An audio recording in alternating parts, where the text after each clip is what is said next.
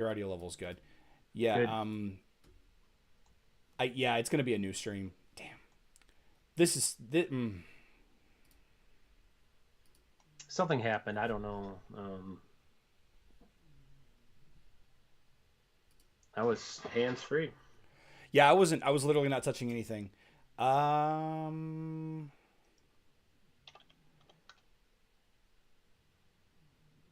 Well, I had a lot of people listening. I posted on server chat, so then I didn't realize it was going to turn into this recruiting thing, but I should have. Recruiting thing. Oh, you need Well, I to. had a lot. People were coming in and saying to join their guild. Oh, people do that all the time. Yeah. People do that constantly. Let me get back into my YouTube studio. Everything is running extremely slow now.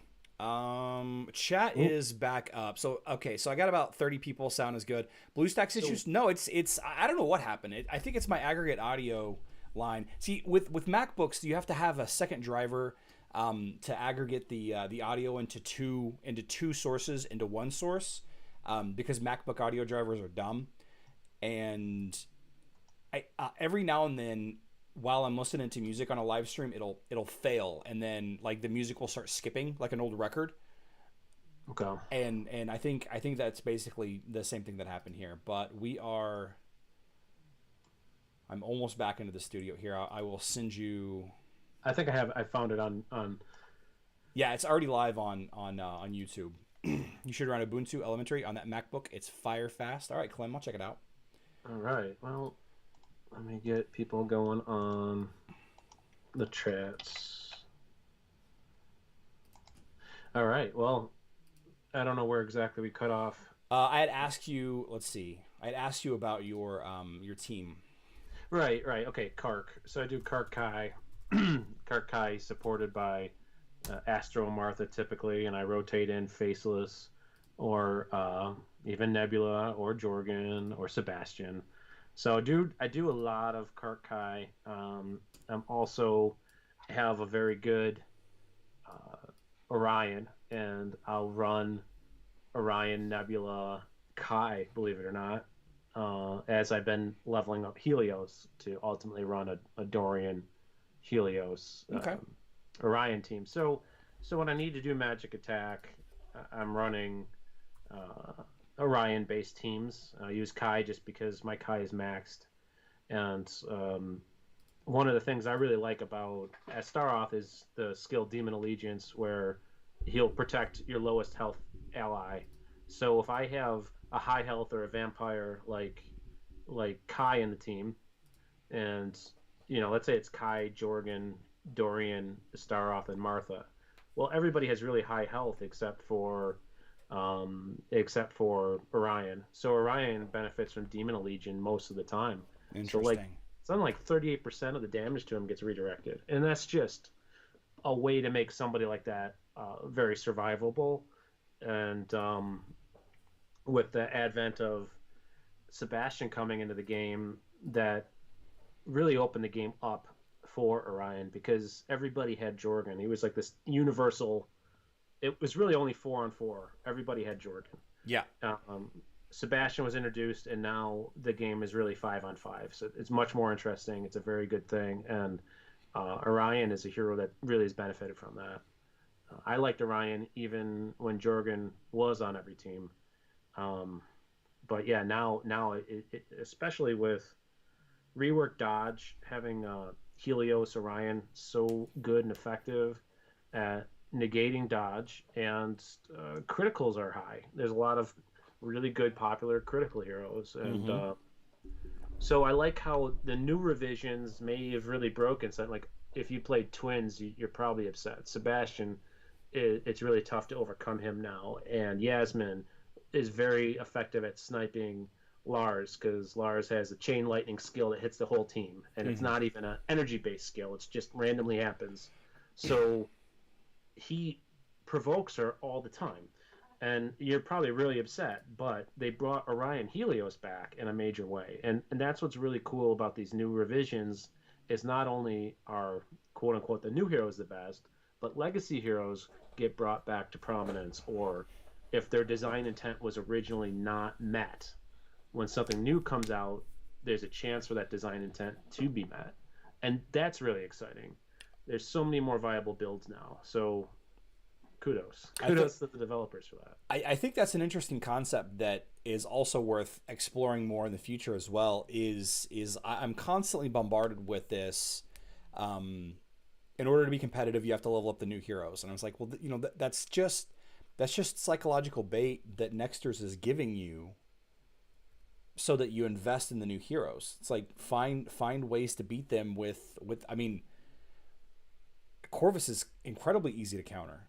Yasmin is incredibly easy to counter. Martha is incredibly easy to, they all have their counters just like all other heroes do. But I think a lot of times we get so focused on the new and shiny that, your Orion team, as an example, is has an opportunity to shine, and all you got to do is just think about it. Too many times how I about see this? If you're a Twins player, I know there's plenty of you out there, and you really hate that Sebastian ruins those watermarks for you, drop Krista, add Aurora, run that against the mage. Lars with Aurora against magic attack, like run that against Orion Helios and see what happens. Aurora does proximity damage. Lars bunches everybody together. There's a combo. That's an older hero now working with a mid generation hero. Lars is no longer new, but Sebastian is just taking away your watermarks. Your heroes have 4 skills. Yeah. And very rarely can you apply all 4 skills to every situation. I think that's a fantastic idea. You hate Kark. Kark's too powerful. Not when you run Axel. Not when you have Axel as a pet. Or Cornelius always snipes my Celeste. Not when you have Axel as a pet. So there's a lot going on to mitigate things. If it's a big impulse damage like Kark when he lifts, Axel will mitigate the impulse. If it's criticals that are killing you, if it's dodge that's killing you, there's a lot of counters to everything now. So it's really it's a cooler time. I don't necessarily think Morgan and Corvus are the best. I think they have potential, but let's say, I don't want to invest in 2 heroes. Well, if you're having a hard time killing Staroth teams, or you're facing a lot of Rufus teams, you can just max the skills. So get her to 130, max all of her skills. Yep. Throw in Morgan. Just invest in her health. Have her live. Have her block the resurrection, and just battle him with the other 4 heroes. I have Orion Helios. They really have a hard time killing Rufus. I could put in. I might have 120k Orion. All I have to do is drop in a 30k Morgan, and I can now kill Rufus with Orion. So even when you hit that hard barrier that this hero cannot be killed by, there's a counter for it. And your niche counters usually do not need to be maxed. No. If you have a very strong Martha, and you just have a 40k Faceless whose his skills are maxed, you've invested a little bit in his health so he lives, you just clone Martha's skill with Faceless, and you're speeding up your other 3 heroes. So there's these certain economical heroes to invest in. You don't have to max them. They're not your primary weapons. They're doing a niche for you, and they can expand your primary weapons. There's a number of heroes like that in the game. Okay. Yeah, I think that's something that I preach quite a bit too. Is I've started throwing a very low, like a 33,000 power jet into my Kark team against some Kira teams that I have not been able to defeat, and just having the max level, max skills with a little bit of health jet has sometimes allowed me to randomly beat them. So it's just small things. Adding dodge, Aurora with dodge. Now all of a sudden Lars has dodge. And if Lars dodges that big ultimate from Kark, now Lars is killing Kark. So there's a lot of cool things in the game now, and the guide that I know it helped launch you, and it helped me kind of organize my thoughts really early on. It was very focused on the numbers and who's got the highest attack and who's got this, but the numbers are not the game anymore. They never really were, but now so more than ever. Match the skills. match the skills, run your power like a max Yes. team of 5 heroes with the wrong skills to counter your enemy is gonna lose. Within reason. I've seen 200k team power upsets and things like that. So uh, it really is about knowing the four skills, knowing when to use them, and so like I said, revisions to the guide or next generation of the guide. I'm just going to give you materials for your blogs because things change a lot. They're very fluid. Having the timestamps in there, I think, will be helpful, Mm-hmm. and it'll get away from the numbers.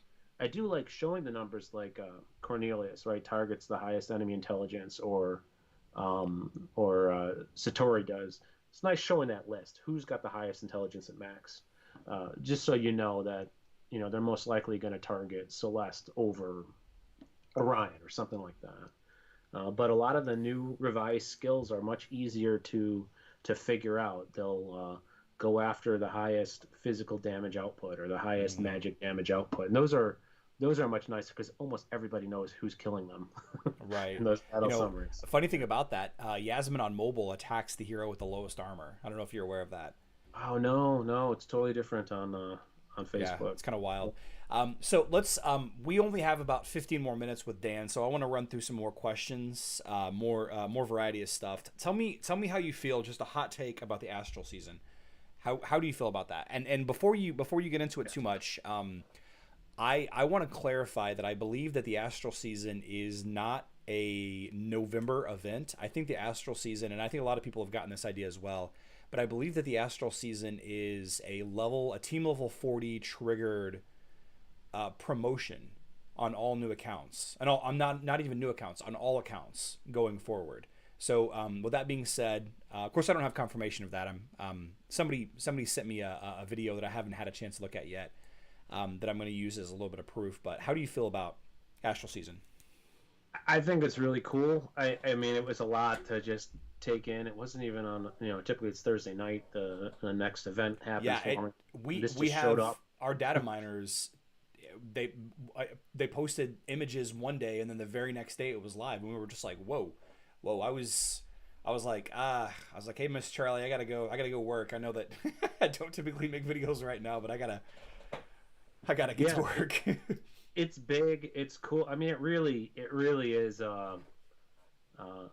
the carrot on the end of the stick for the Yep. golden ticket. It, Mm-hmm. it, it seems like it's getting more stuff, which the game over time has been giving you more and more stuff, is awesome because everything was so scarce. You only could invest in what it was Ishmael and Yeah. Jorgen. You didn't have the ability to build things. So now that there's so many different viable options, your magic attack, your pure attack, your physical attack, your critical attack, your dodge team, it's awesome. They're giving you a lot more stuff and a lot more opportunities for stuff because the game is much more interesting when not only you but your competition can mix and match. Mm-hmm. Oh, they put these people in Guild War this week.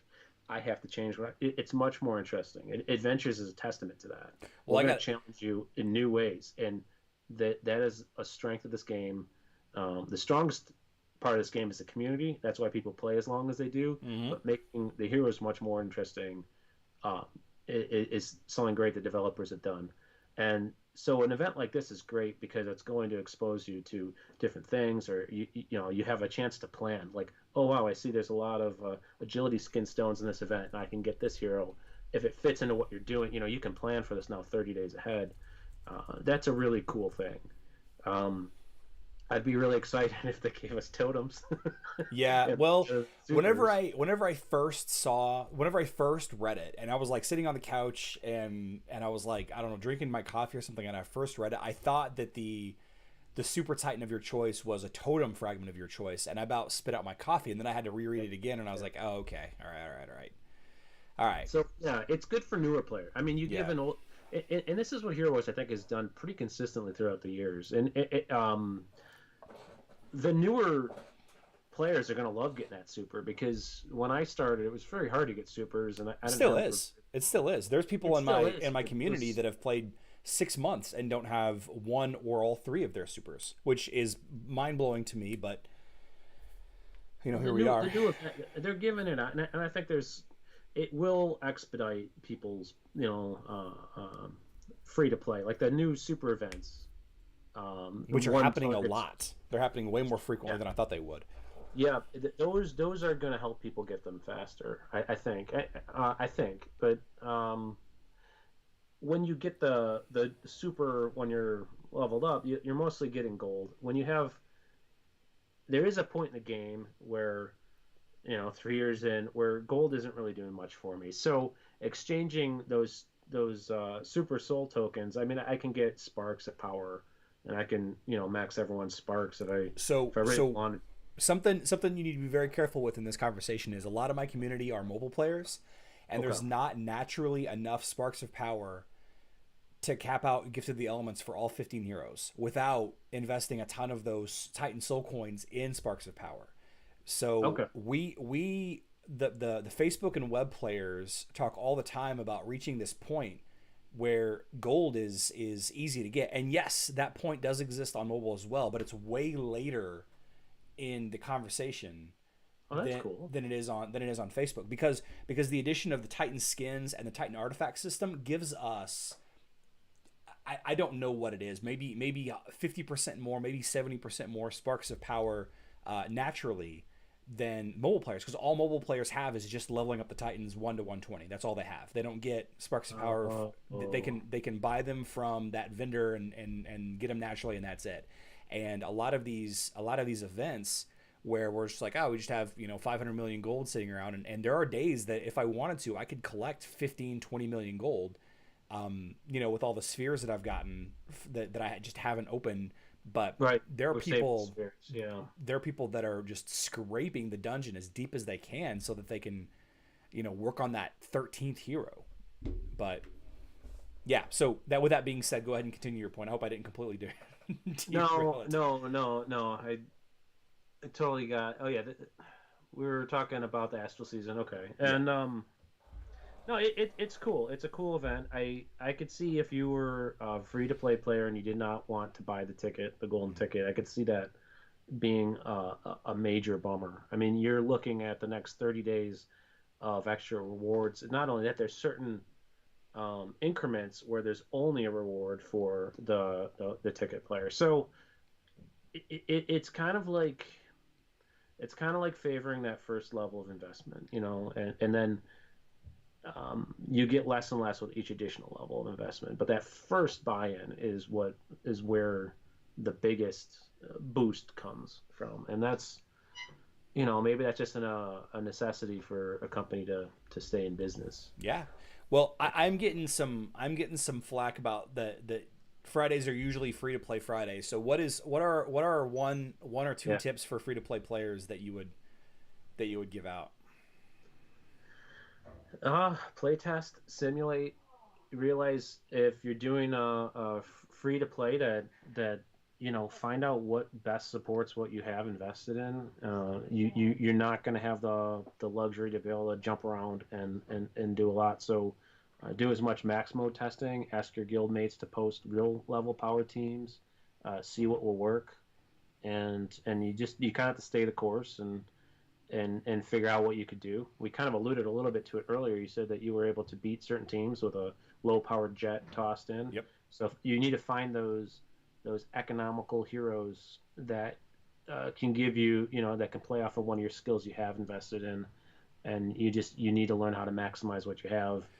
And nobody is better at doing that than you because that's your collection. So there's a player in the community, Hero Wars account. He was here earlier. I don't know if he came back after the delay. Are you still here, Hero Wars account? I don't know if you've seen any of his videos that he's put out recently, but he put out a video not long ago breaking down the video started with talking about how there are X amount of combinations of heroes in the game, but actually there's not, because there's you have to use a tank. You don't have to asterisk.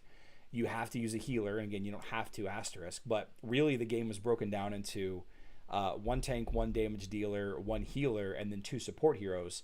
And if you look at it from that point of view, there's really only 8 times whatever times whatever, which is significantly less than 5 times whatever it is to the whatever it is value. Yeah. But I say all that to say this, that he spends the majority of the video talking about how some certain support heroes don't require the investment, and there's a cap.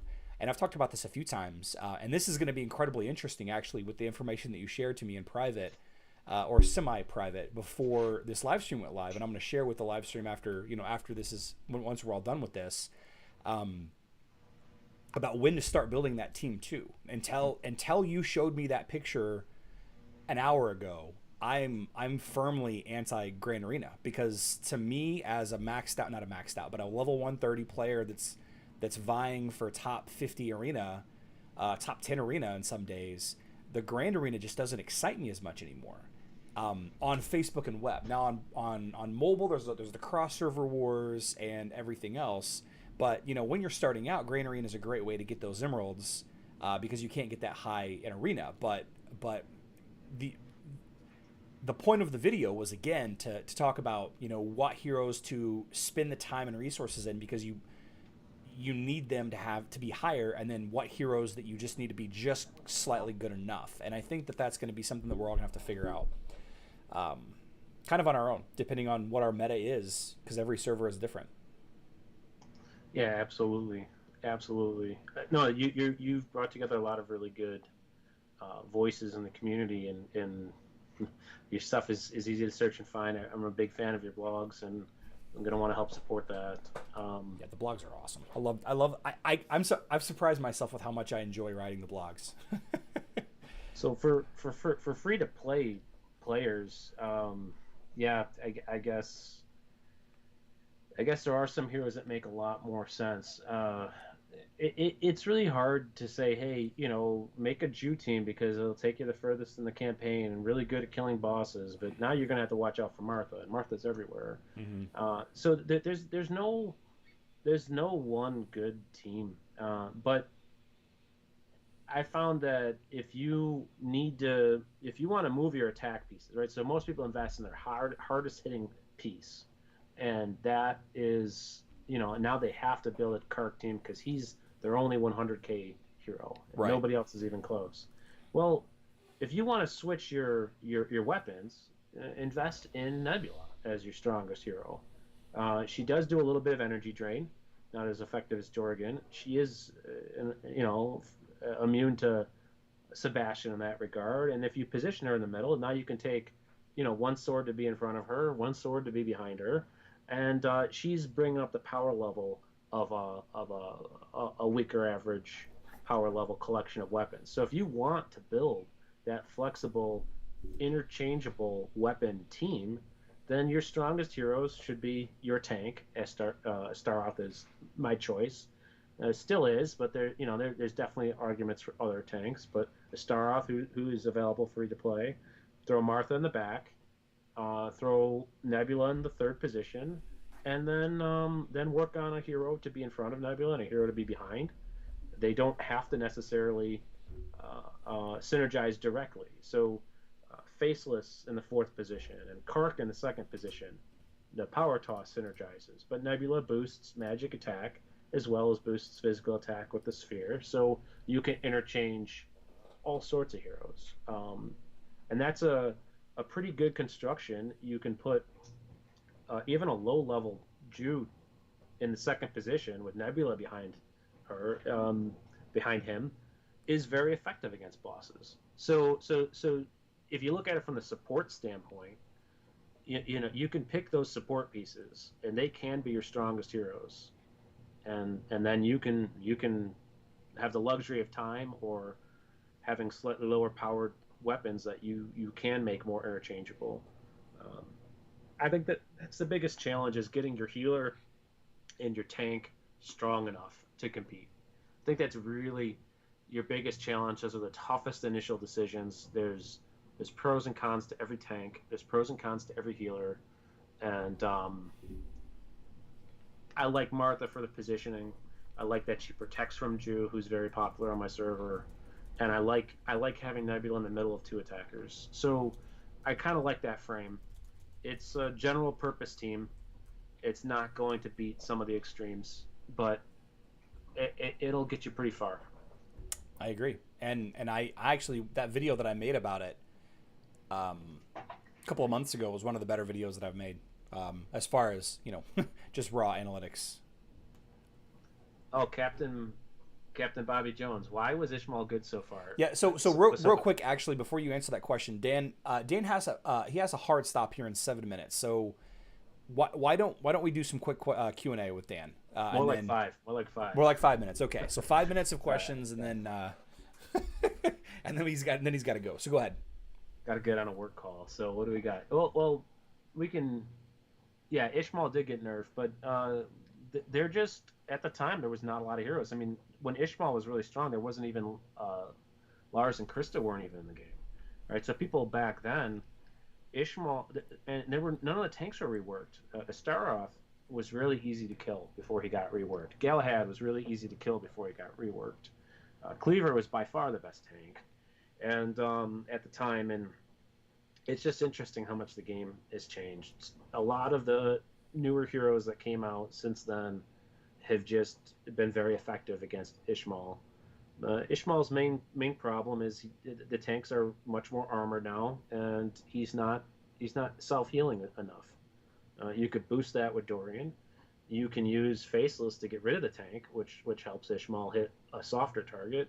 You can use Fox to push back the tank. So there's still ways to use him, but I would not suggest a new player invest in him. Same here. All right, so tell me about undead teams in PvE. Undead teams and so I really think, okay, if you want to hit the front line hard, you get Corvus and you use Faceless to clone him. If you want to kill people who resurrect, you throw in Morrigan, right? So you can build them one at a time. You don't have to build them together. Just pick what you specifically for like the campaign though. Oh, for the campaign. Now that's a really interesting talk. Resurrection is not as much an issue in the campaign. I don't know if Morrigan would be the best healer for the campaign. But I think Corvus would do wonders for you. You can run through a good portion of the campaign, I think get all the way to chapter 13, with just a very strong Galahad. It's amazing. It's amazing how good he is early on in the game. I think Corvus would fall into that category, and I think Corvus projected out with more skins and stuff will be more viable long term. So if you want to rock the campaign with Corvus, I would suggest you also build up Faceless to support him. I like increasing tanks' magic defense because tanks usually magic defense in general is low across the game, which is why I found Kai to be very effective because he doesn't have unbelievable magic attack. He has just enough pen, but many heroes have terrible magic defense. So Faceless boosts your whole team magic defense. Run Faceless in manual. Clone Martha to speed up your whole team. Clone Corvus to double hit that front line really hard. Sure. Clone Phobos if you want to take out the enemy's highest physical attacker. When Faceless clones Phobos, you're dropping somebody, typically. So Phobos fits really well in with the undead. Morrigan obviously brings in that whole new element of adding more undead, making Corvus better, bringing in the little skeletons. But you can make an argument to build Corvus first. You can make an argument to build Morrigan first. It just depends on what you want to attack first. Okay.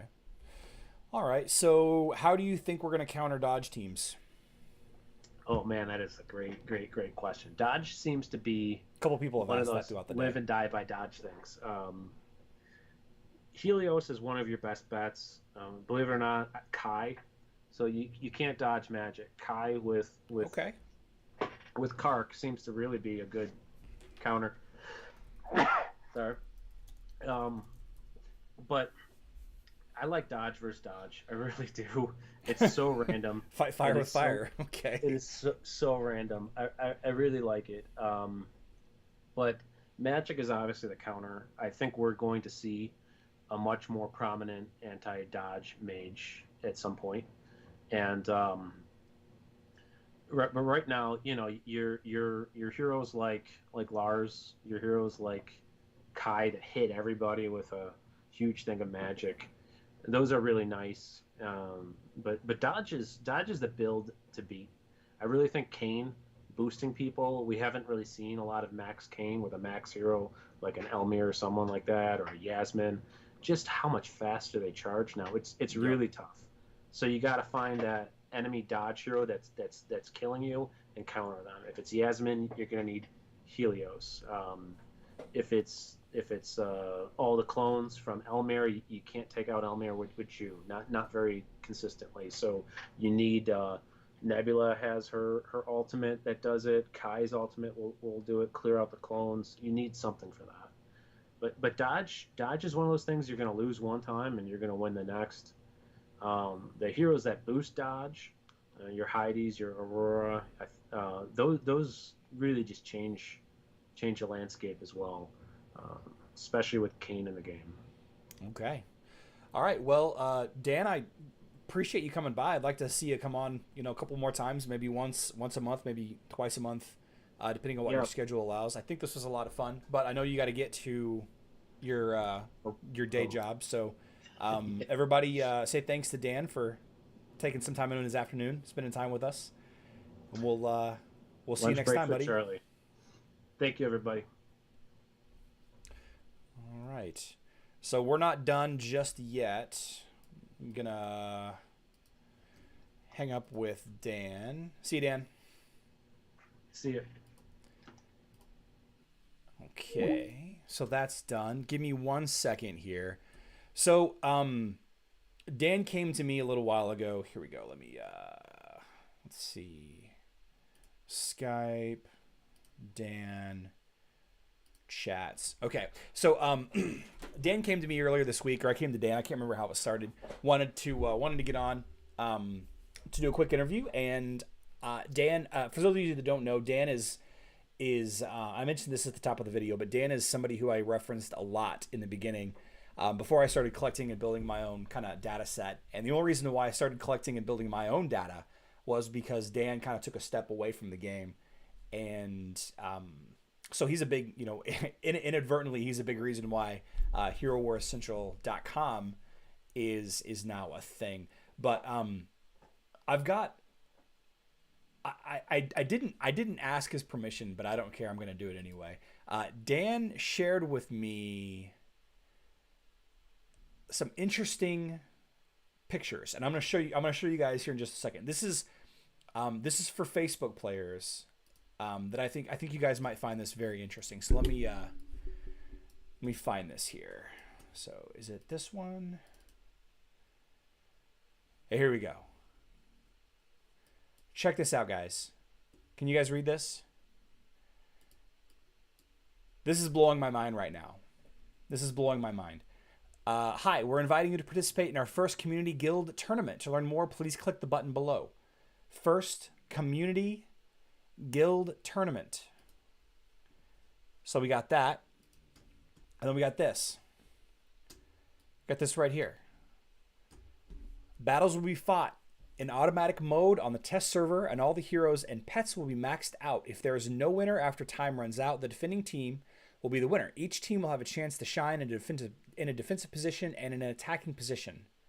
And then it goes into procedures for the first round, quarterfinals, semifinals, and the actual finals. So we are getting Cross Server Wars on Facebook. Or at least they're testing it. At least they're testing Cross Server Wars on Facebook, which is crazy. Kind of changes my whole outlook on Grand Arena. A guild picks heroes, one pet and one patron. Both pets can be different, and Lions Server 20 are participating. Isn't Server War? It's not. Abdi, you know what's up with it? Can you fill us in, Abdi?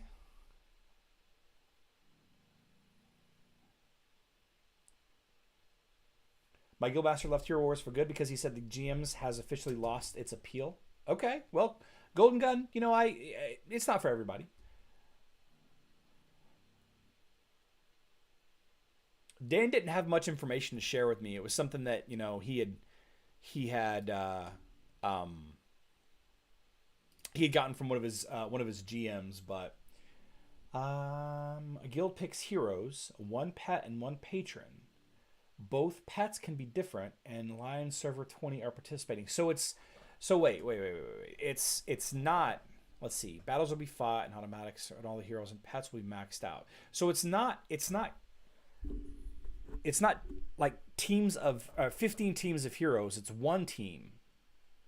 It's one team with one pet and one patron. Is that what you're saying, Abdi? Not from server 1 to 16, but some servers don't exist, so they add higher servers. Interesting. Interesting. They reached us on server 20. This is, I mean, it's incredibly fascinating to me. To me, this is showing some outside the box thinking on the mobile team side that it doesn't necessarily surprise me, but I'm super excited about it. One team per guild. One team per guild. Okay, all right. So that's less fun, I guess. It's just one team. But oh well, it's still something cool. And this is just something that they're trying out, right? So it is what it is. But I need to fix this chat window here. Get this back where it needs to go. There we go.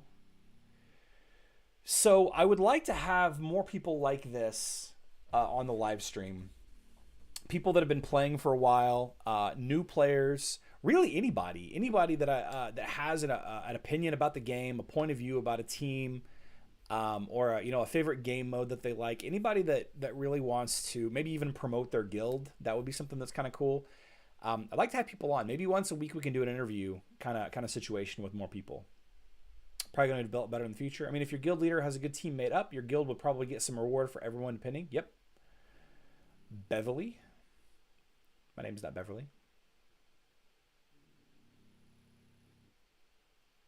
Yeah, Facebook, not mobile. Facebook, not mobile. But that's it, guys. I was going to talk about Cleaver a bunch today. We will talk about Cleaver on Monday.